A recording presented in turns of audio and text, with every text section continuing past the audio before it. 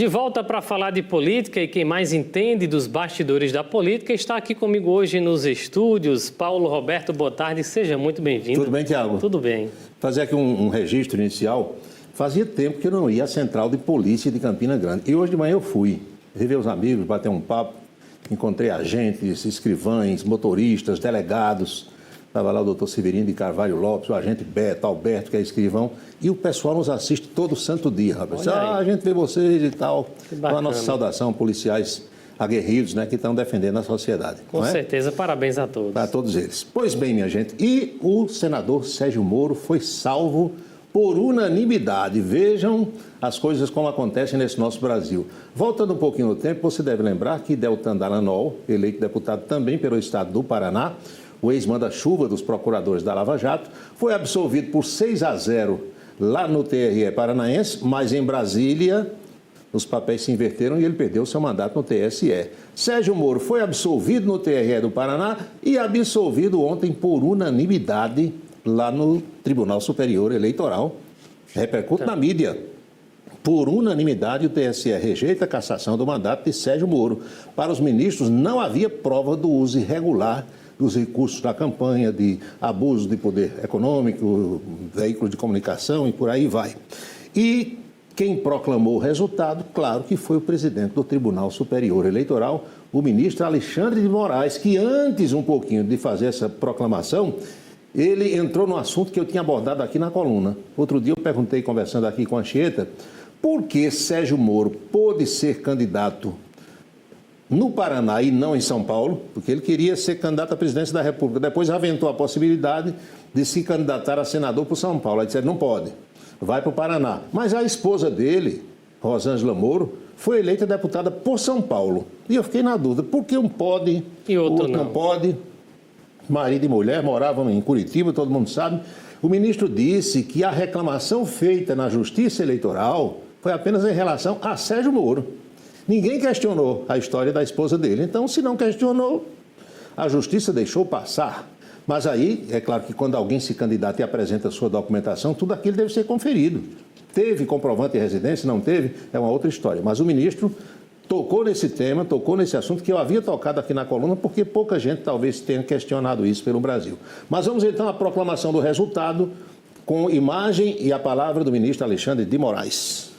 Para cassação de registro, cassação de mandatos e decretação de inelegibilidade, esse Tribunal Superior Eleitoral e a Justiça Eleitoral exige provas cabais, porque são atos graves, são decisões graves que afastam pessoas dos mandatos concedidos pelo eleitorado e, por um tempo, da própria vida política. Não há fraude, não há prova, não acompanho integralmente o eminente ministro relator e proclamo o resultado. O tribunal, por unanimidade, rejeitou a questão preliminar e, no mérito, negou provimento aos recursos ordinários interpostos pela Federação Brasil da Esperança e pelo Partido Liberal, mantendo os acórdãos regionais e a improcedência dos pedidos nos termos do voto do relator.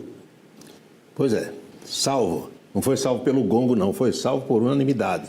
O termo utilizado pelo ministro, quando se reportou a situação de Sérgio Moro e da esposa dele, foi assim: o embargo foi só em relação a Sérgio Moro, não foi em relação a Rosângela, foi a expressão que ele utilizou. Mas ontem foi o dia da salvação de Sérgio Moro, foi o dia dos perdões, foi o dia das extinções, foi o dia de anulações. Por exemplo, quem também se salvou ontem foi José Disseu, ex-poderoso ministro da Casa Civil.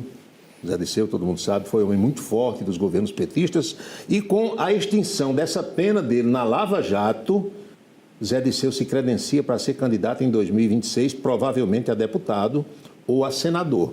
Gilmar Mendes, o ministro Gilmar Mendes, se reportou ao voto ontem lá no Supremo Tribunal Federal.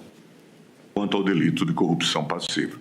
Por isso, peço vênia ao eminente relator para acompanhar a divergência inaugurada pelo ministro Ricardo Lewandowski e entendo ser o caso de conceder a ordem para declarar extinta a punibilidade do agravante em relação ao crime de corrupção passiva. Encerro, presidente, pedindo então vênias ao eminente relator e saudando esse tipo de engenharia que se faz hoje entre o julgamento no plenário virtual e no plenário efetivo, físico, porque isso permite-nos, de alguma forma, fazer novas visualizações e considerações como as que eu pude fazer hoje diante de um julgamento que começou no plenário virtual e que depois veio para o plenário físico. Nada como o tempo, né, para curar. Uma frase de Fernando Collor de Mello, quando era presidente da República, que nunca saiu da minha mente. Sim. O tempo é o senhor da razão. É verdade, olha aí a prova, né? Está aí. Então foi extinta a punibilidade do Zé Disseu, lá na Lava Jato, livre, leve e solto. E o ministro Gilmar Mendes ameaçou assim tomar um gole de café, você viu, umas 3 vezes e acabou não tomando o gole de café. E Reginaldo aqui, sempre maldoso, ele disse, será que é café mesmo que tem naquela xícara? Pode ser um chá, pode ser um chá. De repente é um chá de camomila para acalmar os nervos.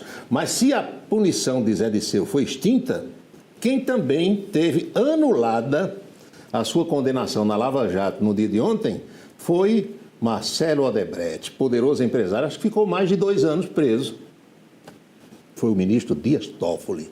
Anulou tudo. Também repercute na mídia nacional, o Tiago aqui está. Dias Toffoli anula todos os atos da Lava Jato contra Marcelo Odebrecht. O ministro, contudo, manteve o conteúdo da delação do Executivo. Toffoli entendeu que houve conflito entre Sérgio Moro e conluio, entre Sérgio Moro e os procuradores da Lava Jato. Porque todo mundo mancomunado, segundo o ministro, para condenar. Teve, inclusive, declarações ontem, dizendo assim, esse povo queria mandar no Brasil, esse povo estava se achando estrela de Davi, se referindo a Sérgio Moro e aos procuradores. Então está todo mundo livre, leve e solto. Agora, para você explicar, eu fico imaginando como é que um professor de curso de Direito explica isso aos seus alunos. O ministro anulou todos os atos em relação a ele, mas manteve as declarações, a delação. Como é que pode, né? Eu anulava tudo ou nada, né? É o que todo mundo pensa, mas aí o ministro, tecnicamente, deve dar as devidas explicações. É o Brasil. Compromissos do presidente Lula. Luiz Inácio Lula da Silva e a agenda desta quarta-feira na sua tela. Às 9h30 da manhã, Lula recebeu as credenciais do embaixador da Sérvia. 9h45 foi a vez da representante da Eslováquia. Depois do Timor-Leste, onde se fala português, Maria Ângela Carrascalão, é o nome da senhora. Em seguida, foi a vez de receber o representante de Botsuana, que é um país do continente africano. Em seguida, veio o pessoal da Geórgia. E depois, Ruanda, que é um país do continente africano. Então, Lula hoje, durante toda a manhã, recebendo credenciais de diplomatas que passam a trabalhar aqui no Brasil. Temos a página 2. Olha aí, agora Lula recebe o pessoal de Benin, que também é da África, depois o Irã, que é um país que está de luto. Em seguida vem o pessoal da Casa Civil, o Dr. Wellington César Lima, o secretário especial de Assuntos Jurídicos, é uma espécie de advogado do presidente, que todo dia está com ele. Depois Lula recebe o diretor da Uber, vem para cá, bater um papo, falar sobre a atuação da empresa no Brasil. E no final da tarde, cerimônia de sanção de um projeto que altera a lei para estabelecer alíquotas reduzidas no âmbito do programa emergencial de retomada do setor de eventos, que é o famoso PES. São esses os compromissos de Lula para o dia de hoje. Carla Zambelli e aquele hacker, lembra? Walter Delgatti Neto, os dois foram considerados réus no dia de ontem pelo Supremo Tribunal Federal, porque a Procuradoria-Geral da República, a PGR, denunciou e o Supremo acatou. Os dois agora são réus. Olha aí, Zambelli e o hacker Delgatti viram réus por invasão ao sistema do CNJ. A denúncia é de que a deputada Carla Zambelli, que é aquela que correu atrás de um jornalista negro, lembra, com uma pistola armada, na mão, lá em São Paulo, na véspera do segundo turno da eleição. Pois é, ela contratou esse hacker, segundo a denúncia, para invadir o site do Conselho Nacional de Justiça, olha só, e produzir um decreto de prisão do ministro Alexandre de Moraes. Mas, meu amigo, Alexandre está tiririca da vida com esse negócio. E eu tenho a impressão de que no Supremo Tribunal Federal esses dois não vão se dar bem. Tá corajosa, né, Paulo? Muito. Os dois, né? Os dois corajosos, viu? E esse mandado falso, você lembra que circulou pelo WhatsApp, pelas redes sociais? Sim. O povo dizendo, Alexandre agora vai ser preso e tal. Tudo falso. O Xandão, né? É o Xandão. E a gente fala aqui Xandão respeitosamente, porque o próprio ministro outro dia disse, me chamam de Xandão e eu nem ligo. Pode me chamar de Xandão. Pronto. Então, aqui e ali a gente dá uma citação nesse sentido. Aqui em Campina Grande quase começa a Terceira Guerra Mundial. Eita. Começando da Feira da Prata. Diz que o primeiro ataque era na Feira da Prata. Mas não está preparado para isso, não. Não, de jeito nenhum. Tem gente aqui, eu conheço gente em Campinas que se ouvir um traque de São João sai correndo. Não pode ouvir barulho perigo. de tiro, nem pensar que houve tiro. Imagina se for uma bomba, uma granada, um morteiro, um míssil, né? Imagina só. Mas o que é que acontecia? O pessoal estava lá na Feira da Prata se apresentando, tocando forró. E reclamaram que o som estava muito alto. Deu uma confusão danada, Ministério Público se envolveu, a Guarda Civil Municipal de Campina Grande, os forrozeiros e o pessoal da Feira da Prata mandou um vídeo para a gente mostra aqui essa confusão Vamos toda. ver. Esse povo que está todo presente aqui, tenha vergonha na cara, eu não voto mais nesse prefeito que está botando uma secretaria de cultura muito a cultura de Campina Grande, certo? Esse povo que está todo aqui tenha vergonha, não vote num prefeito corrupto desse que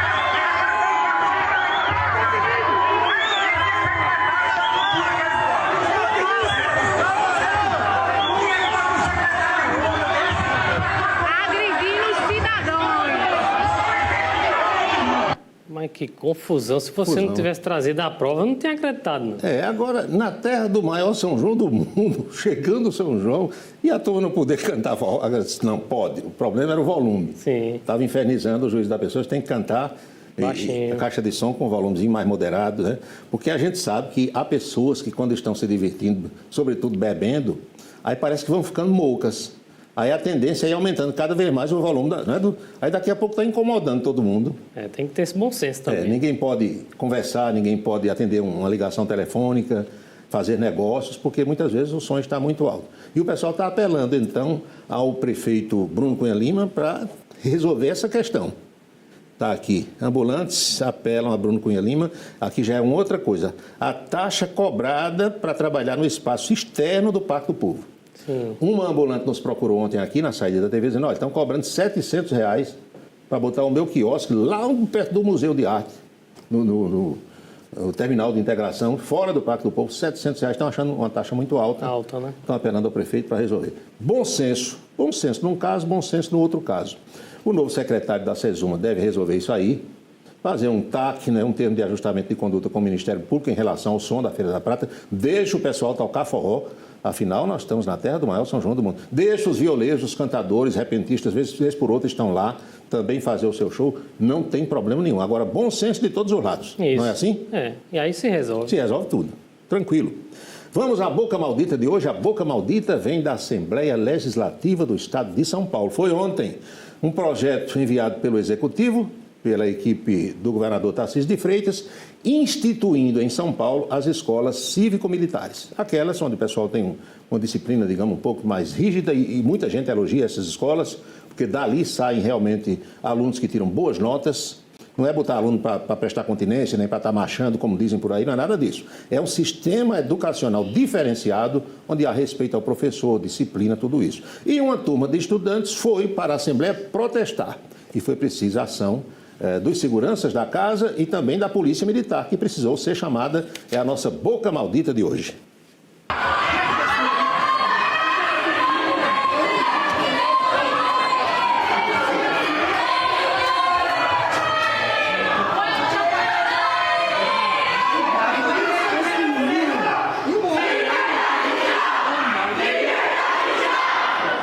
Solta ele aí, você vai matar ele! Você vai matar ele! Você vai matar ele!